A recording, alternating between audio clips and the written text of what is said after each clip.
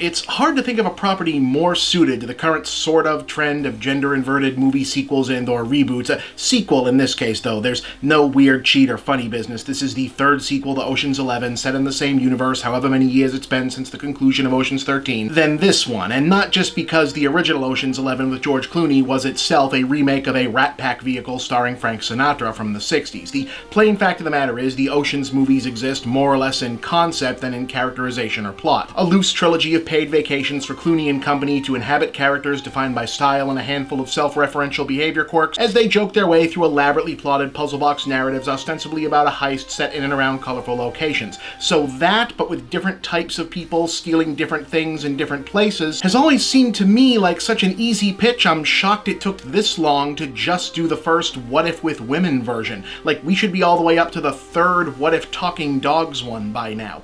Anyway, Sandra Bullock is Danny Ocean's sister Debbie, who gets paroled from jail broke and immediately hooks up with old buddy Cate Blanchett to pull off a daring heist she's been using her jail time to plan. The score, lifting a famously expensive Cartier diamond necklace via an elaborate scheme that involves convincing a vapid superstar actress, played by Anne Hathaway, once again stepping into what might be her signature recurring role, making fun of the media perception of Anne Hathaway, to wear it to the Met Gala and assembling a fresh team of all-female specialists to insinuate themselves into the event staff and or the starlet support team for a complex handoff con. The nominal conceit being that women are regarded as decorations at events like these so they can hide the whole game in plain sight. Said specialists including Rihanna as a perpetually stoned master hacker, Helena Bonham Carter as the comic relief and inside line to Hathaway, Mindy Kaling as a diamond cutter, Aquafina as a pickpocket, and Sarah Paulson as a fence and forger. For good measure, a few of the original Ocean's crew also turn up in minor roles, though to say more would be spoiling the fun, as would revealing the actual identity of Lady Number 8. Though, of course, if you've seen the other films in the series, you'll be unsurprised to learn that Debbie has a more personal motive buried within the heist, and there is in fact more going on than the characters are aware of at any given time. An interesting thing is that it kinda has more in common with the Sinatra version than the Clooney one, in as much as it's less interested in elaborate plot mechanics or labyrinthine screenplay gymnastics than it is in the pals hanging out having a good time vibe that settles in among the main cast.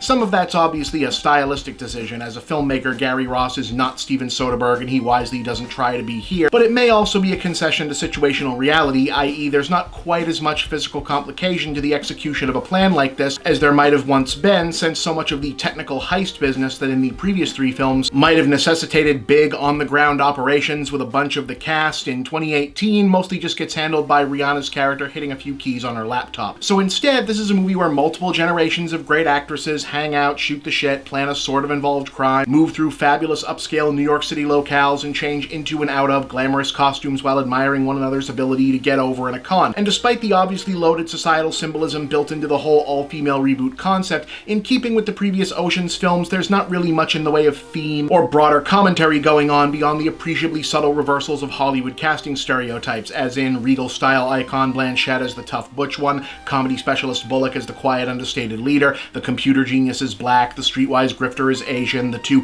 traditionally hardcore criminal types are Kaling's big softy and Paulson's buttoned-up suburban mom, etc. Only Helena Bonham Carter is more or less playing on type, seemingly because the character description appears to have begun and ended with that weird funny thing only Helena Bonham Carter can do. As a breezy comic mood piece, it all hangs together pretty well, even if I did find myself wishing that the filmmaking had risen to where the casting was more consistently. The result might have been something genuinely substantial. As is, Ocean's 8 is a perfectly fine night out of big glamorous personalities having a good time for our amusement, and in many respects it plays like a pretty good episode of a late night talk show. You get some banter, you see some famous people, you have a lot of laughs, and it's all a good time right up until you realize you left it on a bit too long and suddenly James Corden is there. Still, while it's good, it's good. 3 stars, I recommend it.